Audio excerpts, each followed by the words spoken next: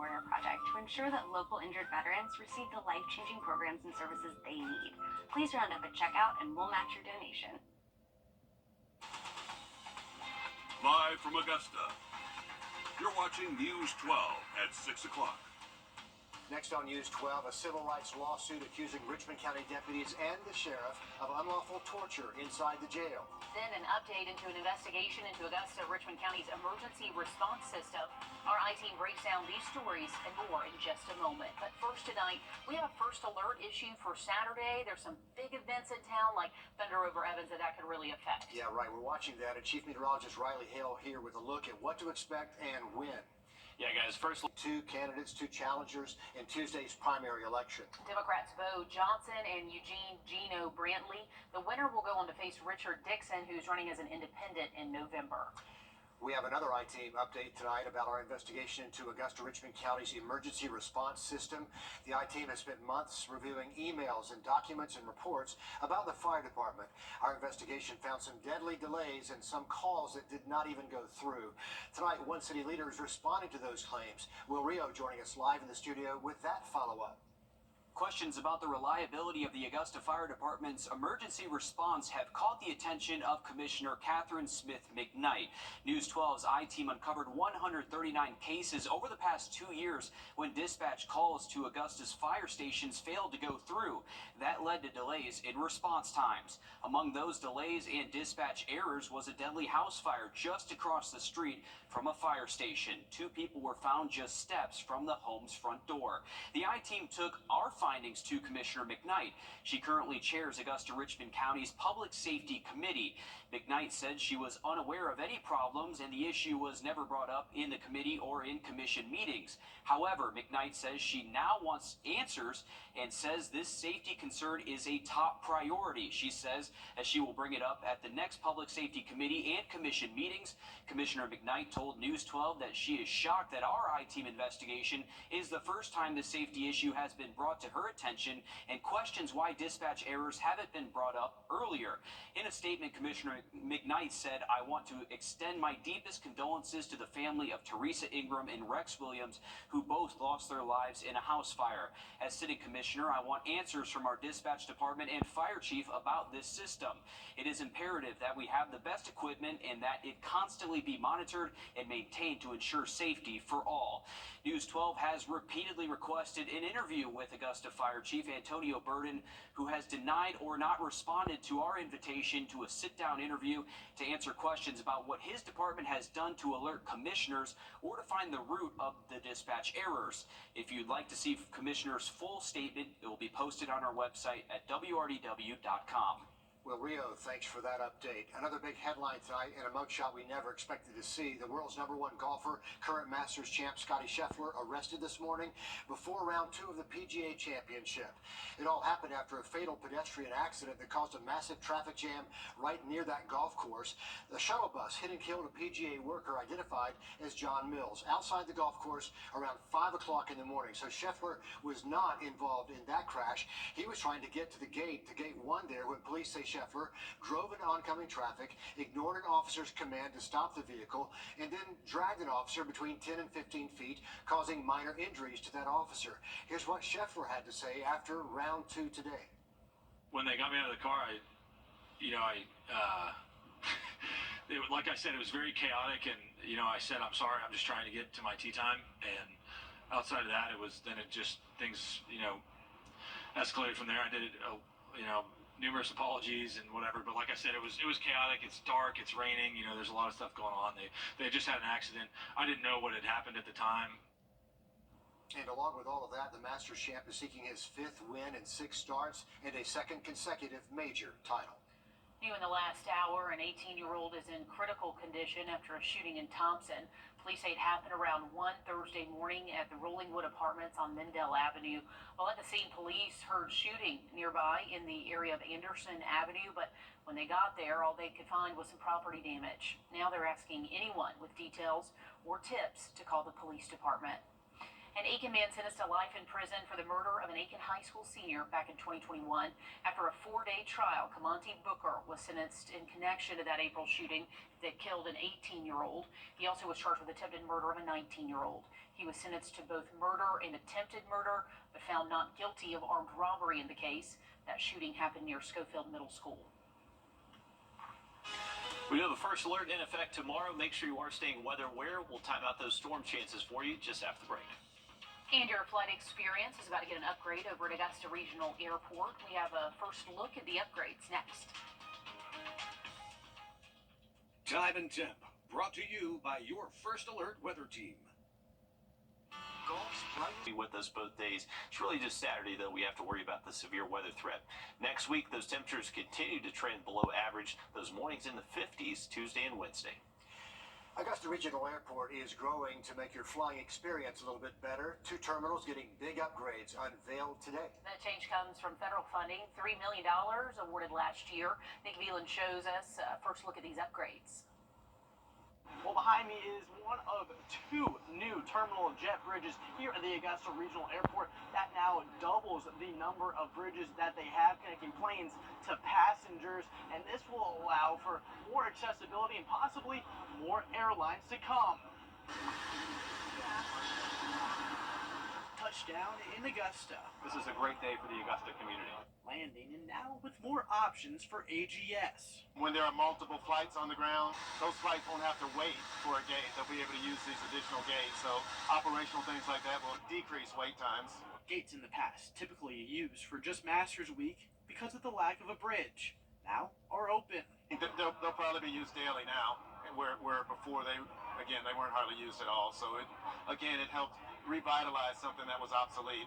They were used for Masters Week this year and helped bring in a record number of travelers. We think that will be a precipitant for growth here, and it'll allow us to go out, for example, and recruit more airline service and create more flexibility, operational flexibility with our existing carriers. So we're excited about it. It gives us a little bit more space. More space to relax with the possibility for more airlines and more options for travel beyond Atlanta, Charlotte, and Washington, D.C. We need to expand those offerings for residents that perhaps want to fly to Florida or fly to New York City. We're working diligently to make sure that we're creating the facilities and the infrastructure that will allow us to do that. Today is just the beginning. They say that the future of the Augusta Regional Airport is bright on top of other projects they're currently working on. The one that passengers are going to be able to see are 2 more lanes coming to the TSA check area just to add a quicker time from parking to get into your gate. At the Augusta Regional Airport, Nick Veland on your side. All good to see, and the TSA project, by the way, is expected to be wrapped up in about a year and a half. Also, while in Augusta today, Senator John Ossoff joined Wellstar MCG Health to celebrate the unveiling of 2 new MRI machines. Ossoff says this started back in 2022 after some reports of inefficiencies. His team says it'll really improve the patient experience and the level of care for adults and children. Still ahead, the Harlem baseball team just 2 wins away from winning back-to-back state titles. Then has the latest on the Bulldog State Championship Series and the rest of tonight's playoff action. All ahead next in sports. First Alert Radar, powered by Jim Hudson Automotive Group. Race, and I'll protect your rights. On your sideline. As the old saying goes, history repeats itself. Jimmy Lewis and the nationally ranked Harlem baseball team hope that's true because they've found themselves back in Rome with a chance to earn the state title once again this year. Game 1 of Harlem State Championship Series against Cavalry Day is underway. Harlem jumped out to a big lead early on, putting 7 runs on the board, and they're in full control so far. The Bulldogs have put together one of the most impressive seasons we've seen on the diamond in a long time. They currently have an overall record of 36-1, with 16 of those games being in shutout fashion. They've swept every playoff series they've had to this point, and they're off to a solid start and in the position to win their 9th state championship in the history of the Harlem baseball program. Alyssa Lyons is in Rome and will have updates for us later on this evening. Weather permitting, we have two great playoff softball games in South Carolina tonight. The North Augusta Lady Jackets have home field advantage in Game 1 of the Class 4A Upper State Championship against Catawba Ridge. In Class 2A, the Strom-Thurmond Lady Rebels are continuing their historic season in an elimination game on the road against Gray Collegiate. After losing Game 1 in the GIAA Class 2A State Championship, the Edmund Burke baseball team bounced back in a big way, saving their season with a 7-6 win over Gatewood. This series deciding Game 3 is back in Macon tomorrow at 4 o'clock. Now, in case you missed it, the Augusta Christian Lions won their second straight state title last night by dominating Cardinal Newman in Game 3 of their state championship series 8-0.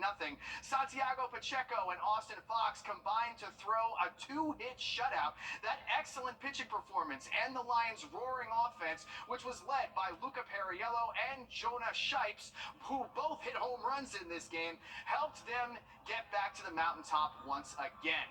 Head coach Austin Robinson has been with Augusta Christian for 3 seasons, and he's already led the Lions to 2 state championships, which is a pretty good batting average. All right, thanks, Dan. A new farmers market just opened their doors to the community. The store on Windsor Spring Road will give access to fresh organic produce and local homemade goods. It's also connecting the local community with the same farmers that grew the produce, like Khan Hassan, in hopes of growing the industry. He says needs more hands and more help. Currently, what we're struggling with in the farming community right now is young farmers. We have a lot of older farmers that are willing to pass on the knowledge to the younger farmers, but as far as creating interest in farming, that's what we lack. We want to be able to bring as many facets to it as we can. And you can connect with farmers like Khan the third Friday of every month out in South Augusta at 6 p.m. They'll even have some info programs you can sign up for, be a part of if you're interested in learning more about farming. You know, not many cities the size of Augusta feature a world-class cancer center. The first research building opened up back in 2006, and they've been on a fast track for growth ever since. Here's a preview of this week's one-on-one with Dr. Jorge Cortez, the director of the Georgia Cancer Center. Little by little, more patients coming, so now we need to start thinking about growing that building as well. More clinical trials, more outreach, community outreach and education programs, and you know, it's just been very exciting. And you can catch that full interview this Sunday morning starting at 6 a.m. and then online at wrdw.com. After that, just click the one-on-one tab. Riley? Well, if you're going to be keeping an eye on the bird feeder, tomorrow sunrise is 6:26 a.m., sunset 8:23 p.m., and there's going to be some rain around, but hopefully some dry weather for the birds. But it is Friday, so we are back with our Birding Basics giveaway. A big congratulations to Olivia Vasquez from Edgefield, South Carolina. To get your Birding Basics giveaway, all you have to do is sign up online at wrdw.com. We'll have another look at that forecast just after the break.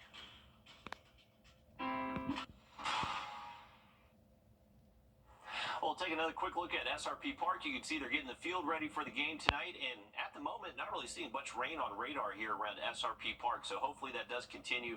That game is set to start at 7:05, time check 6:26, so looking good for start of the game. Here's a look at our radar network, where all the rain that we had earlier now off towards the east, and most of this rain is staying south of Augusta, so right now looking dry during game time, just going to hang on to some cloud cover. There is going to be a better opportunity for showers and storms tomorrow, so remember, first alert in effect Saturday. Keep that cell phone charged up. Will do, Riley. Thanks. Our next live update comes at the top of the hour over on 26 News. And we're back with more News 12 tonight at 11. We'll see you then.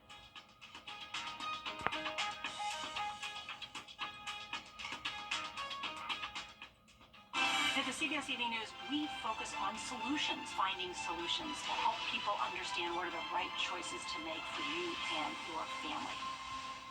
Ashley's